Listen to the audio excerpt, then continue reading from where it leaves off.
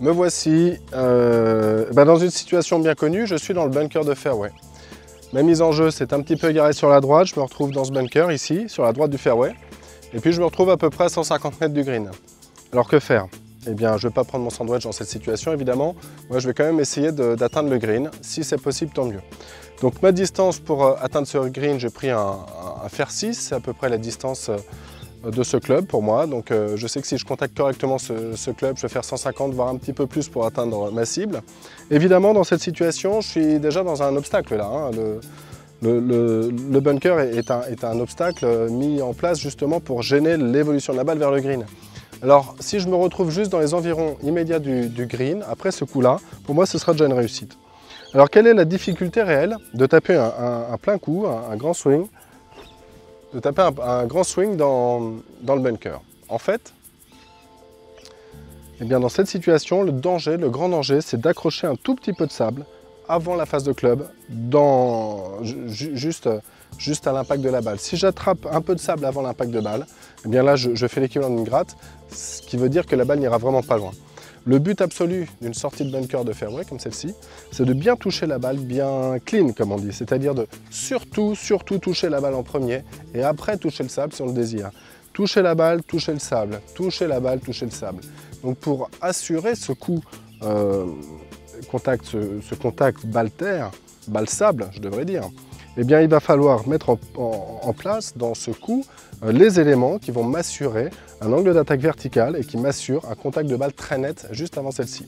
Alors quels sont ces éléments? La première chose, dès que vous êtes dans le bunker de fairway, vous allez tout de suite raccourcir de 2 ou 3 cm le grip. Pourquoi?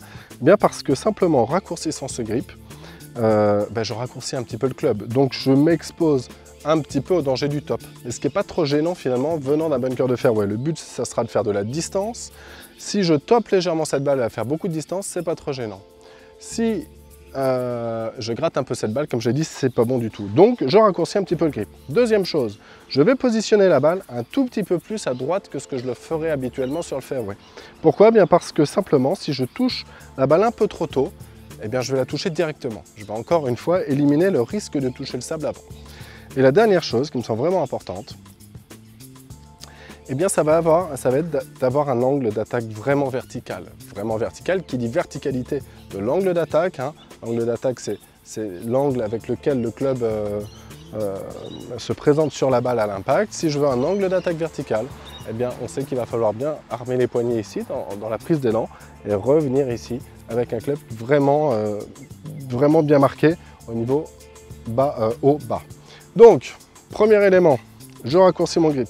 Deuxième élément, je mets la balle légèrement sur le pied droit. Troisième élément, je vais armer assez tôt les poignets et vraiment avoir un angle d'attaque très vertical. Et ces trois éléments-là devraient m'aider, franchement, à bien contacter cette balle sans prendre de sable. Une dernière chose, cependant, on sait que la gratte, en général, c'est un déplacement latéral du corps. On appelle ça souvent le sway. Le sway vers le côté. Si je me déplace un tout petit peu vers l'arrière, eh bien le danger c'est que je reste en arrière au moment du contact et que je vienne toucher le sable. Ce que je vais faire pendant l'exécution du coup, je vais vraiment me concentrer sur le fait de garder le centre du swing bien axé devant la balle. Ici, si jamais je me déplace un peu, je sais que je me mets en danger d'attraper cette balle. Voilà, c'est les 4 éléments qui me semblent vraiment importants, tout de suite auxquels il faudrait penser pour sortir cette balle du fairway, du bunker de fairway. Je me mets derrière, je cherche la ligne évidemment, comme si je tapais depuis le fairway. Ce qui m'intéresse ici, c'est de tenir un petit peu à droite, donc je vais viser quelques mètres à droite du drapeau parce qu'à gauche, je vois qu'il y a des dangers. Le but, encore une fois, c'est juste de faire la distance, la mettre aux proximités du green, ça sera très bien. Je me mets en place, j'ai mon point de repère. Alors, balle plutôt pied droit, j'arme les poignets, le grip plus court, le centre du swing bien axé et j'écrase cette balle du haut en bas. C'est parti.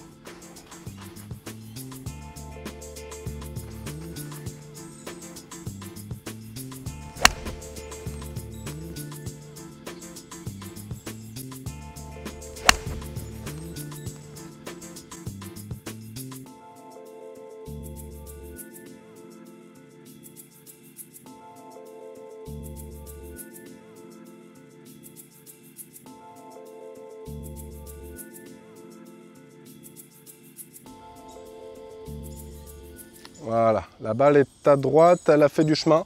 Je me trouvais pas trop loin du green, en tout cas je me suis sorti de cette situation, c'est bien l'important.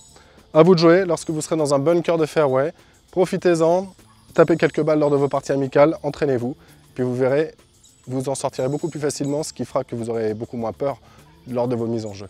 Je vous dis à bientôt, merci de votre attention, au revoir.